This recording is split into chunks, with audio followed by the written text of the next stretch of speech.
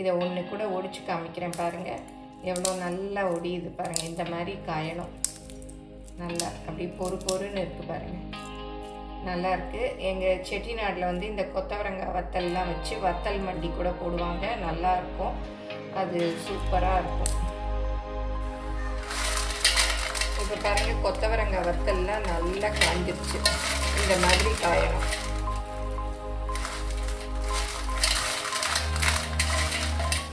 இந்த மாதிரி சத்தம் கேட்குற அளவுக்கு காயணும்.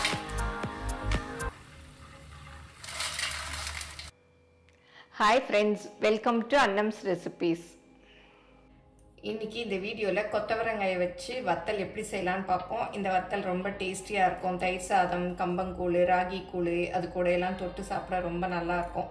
வெயில் நல்லா அடிச்சுட்டே இருக்குது. இந்த வத்தல் போடுறது ரொம்ப ஈஸி. பிகினர்ஸ் கூட போட்டுடலாம். வாங்க எப்படி செய்யலான்னு பார்ப்போம்.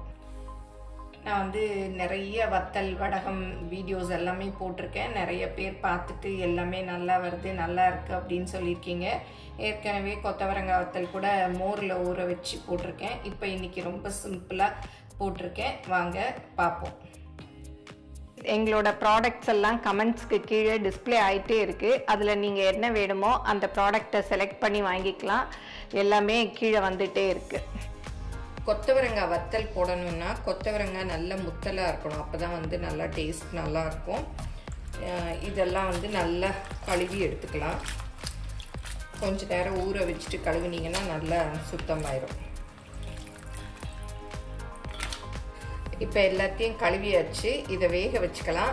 நீங்கள் வேணும்னா இந்த காம்பியும் இந்த தலைப்பகுதியில் கொஞ்சமும் நறுக்கிக்கலாம். நான் வந்து கடையில் ஹோட்டல்லாம் இப்படி முழுசாக தான் போட்டுருப்பாங்க. அதனால சரி இந்த தடவை இப்படி முழுசாக போட்டு பார்க்கலான்னு அப்படியே போட போகிறேன். இப்போ கொத்தவரங்காய் எல்லாம் கழுவி எடுத்து வச்சுருக்கேன். இதை வந்து வேக வச்சுக்கலாம்.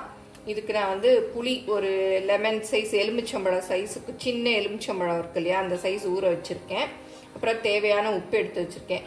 நீங்கள் புளி ஊற்றி வேணாலும் பண்ணலாம், இல்லை வெறும் உப்பு போட்டு கூட வேக வைக்கலாம். எங்கள் ஊரில் எல்லாம் கத்திரி வத்தல், அவரை வத்தல், கொத்தவரங்காய் வத்தல் எல்லாத்துக்குமே புளியை இந்த மாதிரி ஊற வச்சு போட்டு தான் உப்பு போட்டு வேக வைப்பாங்க. அப்போ தான் வந்து டேஸ்ட் நல்லாயிருக்கும். சட்டியில் நல்லா தண்ணி கொதிக்க வச்சு உப்பு போட்டுக்கலாம். கொத்தவரங்காய் எவ்வளோ எடுத்துருக்கீங்களோ அது வேகிற அளவுக்கு வந்து நம்ம தண்ணி ஊற்றிக்கணும். நல்லா அந்த தண்ணியில் வேகணும். உப்பு வந்து எவ்வளோ கொத்தவரங்காய் போடுறீங்களோ அதுக்கு தேவையானது போட்டுருங்க. அது வந்து நல்லா கரைஞ்சிரும். உப்பு போட்டுட்டேன். புளியை கரைச்சி ஊற்றிக்கலாம்.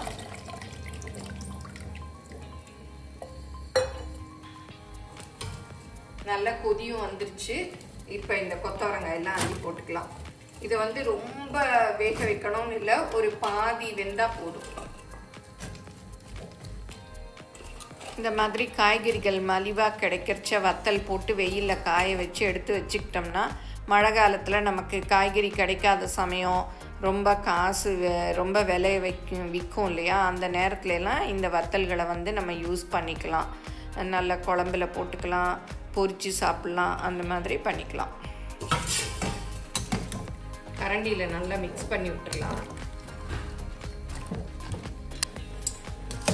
பாருங்க, இப்போ நல்லா கலர் மாறிடுச்சு, வெந்துருச்சு. இந்த அளவு வெந்தால் போதும். ரொம்ப சாஃப்டாக வேகணும்னு இல்லை, ஒரு பாதி வெந்தால் போதும். பாருங்க, கொஞ்சம் அப்படியே எடுத்து ப்ரெஸ் பண்ணால் அமைங்கினா போதும். இந்த மாதிரி தண்ணி இல்லாமல் அப்படி எடுத்துக்கணும். எடுத்து இந்த மாதிரி போட்டுக்கணும். இல்லை பெரிய காய் கொட்டுற தட்டு இருந்தால் அதில் கூட ஊற்றி தண்ணியை வடிச்சுக்கலாம். எல்லா காயும் அப்படி வேக வச்சு எடுத்தாச்சு. இதெல்லாம் ஒத்தொத்தையாக இந்த மாதிரி தட்டில் பரப்பி வெயிலில் காய வச்சு எடுக்கணும். இந்த மாதிரி டைரக்ட் சன்லைட்டில் வைக்கணும். கொத்தவரங்காய் திக்காக இருக்கிறதுனால நான் அப்போ தான் நல்லா காயும். இப்போ பாருங்கள், கொத்தவரங்காய் வத்தல்லாம் நல்லா காஞ்சிருச்சு.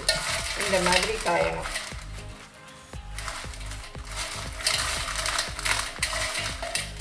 இந்த மாதிரி சத்தம் கேட்குற அளவுக்கு காயணும்.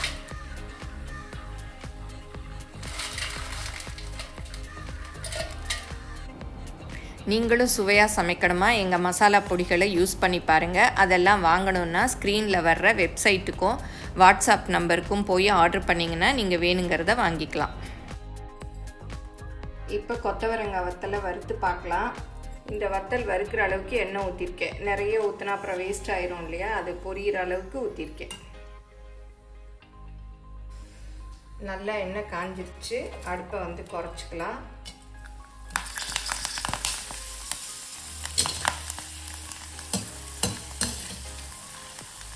நல்லா இந்த மாதிரி பொன்னிறமாக வரணும், ரொம்ப கருகிடக்கூடாது. பாருங்க, இந்த மாதிரி வரணும். நல்லா அப்படி எண்ணெய் வடிய விட்டுட்டு எடுத்துக்கலாம். இந்த மாதிரி விட்டுக்கலாம். இப்போ இதையும் போட்டுடலாம்.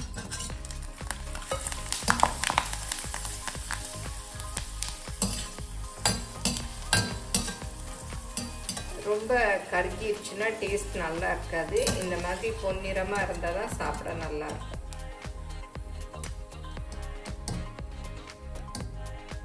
நல்லா எண்ணெயை வடிச்சிட்டு எடுத்துக்கோங்க. இல்லை ஒரு டிஷ்யூ பேப்பர் கூட போட்டுக்கலாம். கொஞ்சம் கொஞ்சமாக போட்டு வறுத்துக்கிட்டிங்கன்னா தான், இல்லாட்டா வந்து ஒன்று பொரிஞ்சிரும், ஒன்று பொரியாது.